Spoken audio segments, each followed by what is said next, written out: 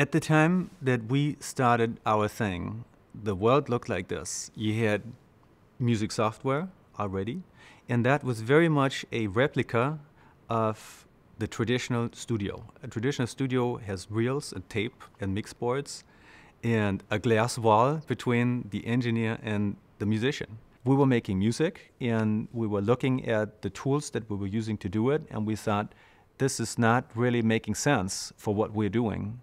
And we thought, why don't we try to make something new? Ableton Live is based around the basic building block of what's called a clip. And a clip could be any piece of musical material, from a little sound that goes whoop to a loop that repeats ever and on until you tell it to stop, to, say, a tune that you whistled and recorded. You can use these clips at any point, at anywhere you want. Like, you can start them independently, you can have them repeating and looping independently, you can have them synchronized so they all play at the same tempo. The idea is that with these blocks, you can build instant combinations by just essentially, looking at them like a huge array of CD players that you have and that you can start and stop at random, or at whatever inspiration tells you. I think what has happened with not just our program, but generally the availability of very powerful programs that essentially turn a laptop into a full-blown music studio, is that so many more people can do it. It's just taken down the barriers of entry. We are no more in a situation where really the economy, at least for people in the Western world, is going to hold them back from making amazing music. I think that's fantastic. It's an amazing shift in the whole cultural context that we live in, and it's difficult to appreciate that in the right way, because it's very scary on the one hand, because we see a lot of people suffer and a lot of troubles arising from this.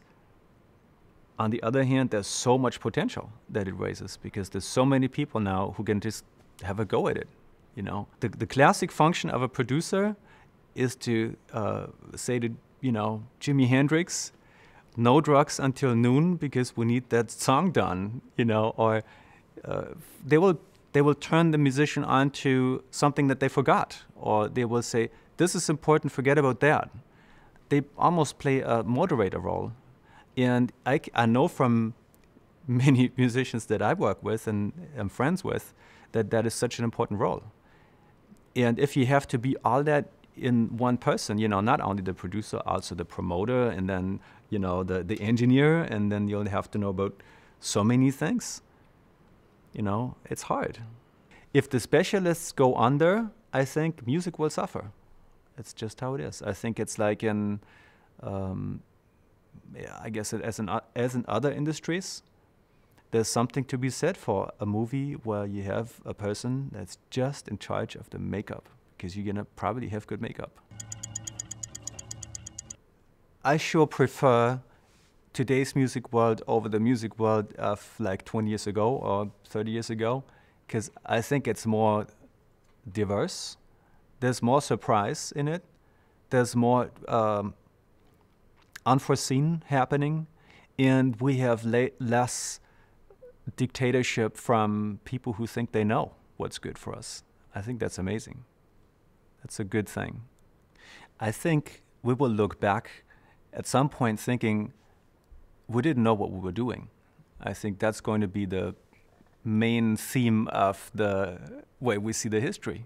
I think we will just look at it like, wow, we were involved in this crazy thing, but we had no idea where it was going and what it was affecting and what kinds of roles we played in it. I think it's just too big for any of us to really comprehend. It's too big, it's culture.